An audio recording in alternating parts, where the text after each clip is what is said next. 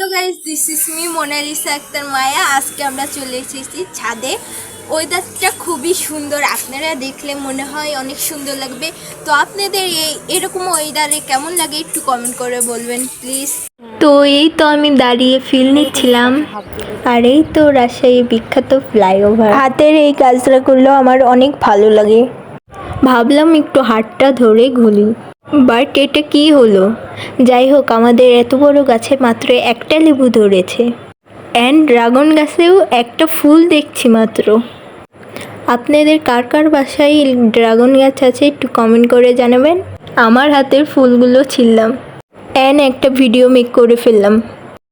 আমার আম্মু নিচে ডাকছিল, সো এখন আমি নিচে যাচ্ছি। তো ভালো লাগলে লাইক কমেন্ট শেয়ার করবেন আর ফলো করে পাশে থাকবেন।